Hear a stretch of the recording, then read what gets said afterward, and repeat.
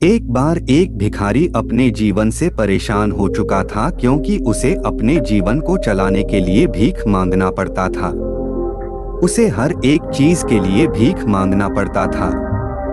इसी बात को लेकर वह दुखी रहता और दिन भर यही सोचता कि उसके जीवन में बदलाव कैसे आएगा। यह सोचकर वह निराश हो जाता। वो हर दिन देखता कि बहुत सारे निराश लोग, आंखों में आंसुले लोग और विभिन्न चिंताओं से परेशान लोग गौतम बुद्ध की तरफ जाते और वापस लौटते समय वे लोग बहुत ही खुश होते थे।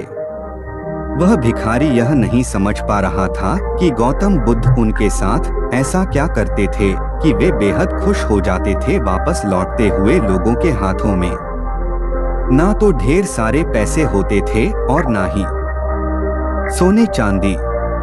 तो फिर ऐसा क्या होता था कि लोग बुद्ध के पास से लौटते वक्त इतना खुश हो जाते थे। ये सब सोचकर वह भिखारी भी निर्णय लेता है कि वह भी महात्मा बुद्ध के पास जाएगा और देखेगा कि वहाँ ऐसा क्या हो रहा है कि दुखी लोग उनके पास जाकर इतने खुश हो जाते हैं। वह बुद्ध से मिलने के लिए उनके पास चल पड़ा। जहाँ बुद्ध मौजूद थे वहाँ बहुत लंबी लाइन लगी हुई थी। वह भिखारी भी लाइन में लग गया और लाइन में लगकर अपनी बारी का इंतजार करने लगा। देखते ही देखते उसकी बारी आई और उसने बुद्धि से कहा, बुद्ध मैं बहुत ही गरीब हूँ, मेरे पास कुछ भी नहीं है। मुझे अपना जीवन जीने के लिए भी दूसरों से भीख मांगनी पड़ती है। अब आप ही बताइए कि मैं अपने जीवन को कैसे बेहतर कर सकता हूँ। यह सब सुनकर बुद्ध ने कहा, तुम गरीब नहीं हो, तुम्हें ऐसा लगता है क्योंकि आज तक कभी तुमने किसी के लिए कुछ भी नहीं किया, ना ही तुमने कभी किसी को दान दिया, ना ही तुमने दूसरों के लिए कुछ किया। यह सब सुनकर भिखारी के मन में एक आशंका जाग उठी।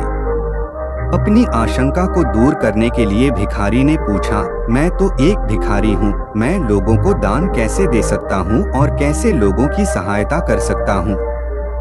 मुझे तो खुद अपना जीवन चलाने के लिए दूसरों से मांगना पड़ता है।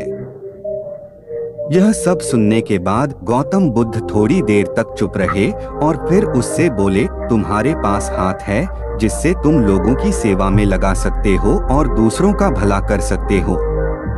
इसके अलावा तुम्हारे पास मुंह है जिससे तुम लोगों से अच्छी अच्छी बातें कर सकते हो और दूसरों को हौसला बढ़ा सकते हो। यह सब करके भी तुम दूसरों की सहायता कर सकते हो। जरूरी नहीं कि दान सिर्फ पैसों से किया जाए। हम चाहे तो हम शिक्षा का भी दान कर सकते हैं, चाहे तो अन्य का भी दान कर सकते हैं।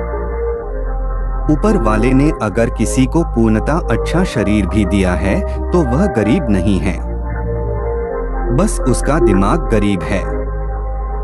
उसे इस विचार से हटकर दूसरों की सेवा में लगना चाहिए। बुद्ध की यह बातें सुनने के बाद वह भिखारी बहुत ही ज्यादा खुश हो गया और अब उसका मन संतुष्ट था।